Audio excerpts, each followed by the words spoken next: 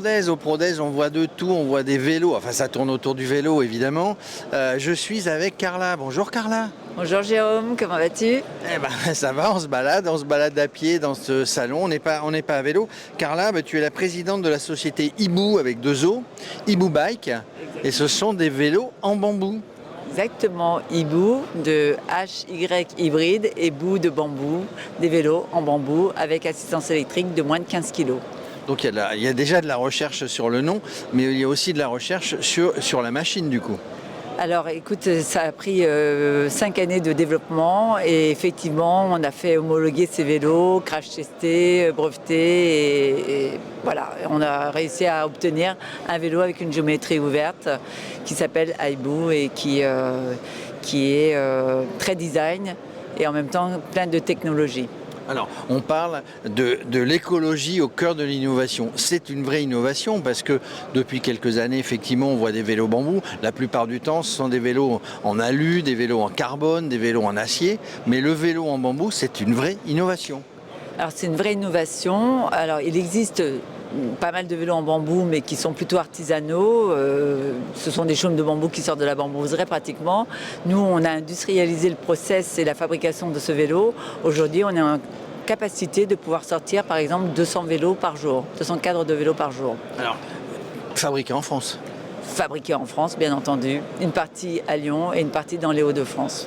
Alors, les caractéristiques d'un vélo bambou, parce que des fois on peut se poser la question, est-ce qu'un vélo bambou est solide? Tu parlais de crash test qui font que.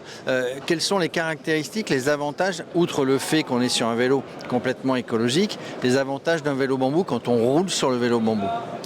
Alors, il absorbe les chocs, parce que le bambou, c'est un matériau qui a des vertus mécaniques, dont l'absorption des chocs. Mais le bambou, il faut savoir que c'est un graminé, c'est une plante, c'est une herbe, et qui est remplie de silicium, donc c'est de la fibre de verre naturelle. Donc avec toutes les vertus de la fibre de verre naturelle, bien entendu. Donc la solidité, l'absorption des chocs, enfin toutes les résistances mécaniques qui existent autour de ce matériau.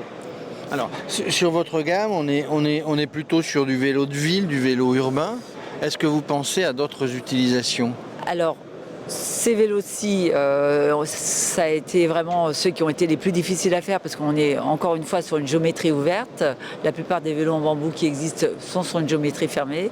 Cependant, nous, on est en train de développer d'autres gammes de vélos.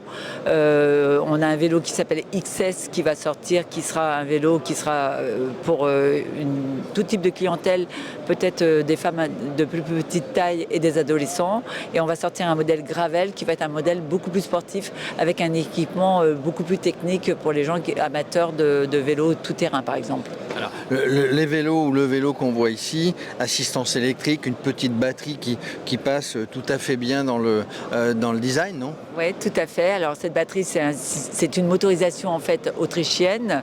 La batterie, elle fait 300 watts. On a des batteries qui font plus que 300 watts. On va jusqu'à 450 watts.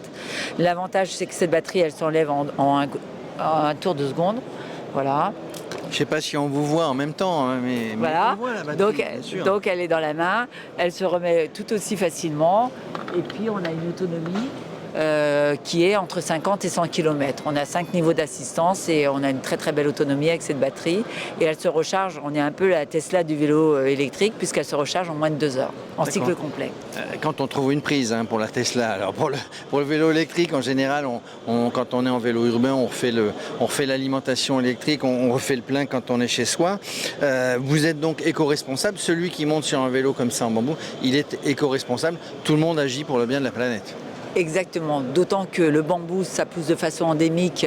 En moins de 6 mois, on récupère les mêmes chaumes de bambou et ça absorbe une quantité phénoménale de gaz carbonique. Donc vraiment, on est vert sur toute la ligne, dans l'utilisation et dans la fabrication. Oui, alors tu as raison de dire, ça pousse très vite. Le jour, je voyais un reportage à la bambouserie d'Anduze, où parfois des bambous gagnent 1 mètre En une journée. Ça veut dire qu'on n'a plus de problème de production finalement pour faire des vélos. Non, on n'a pas de problème de production. Et en plus de ça, nous, on est en train de voir avec une société, une start-up qui s'appelle Horizome, qui eux ont vraiment la volonté de faire pousser du bambou en France et de voir avec eux comment on peut industrialiser ce bambou.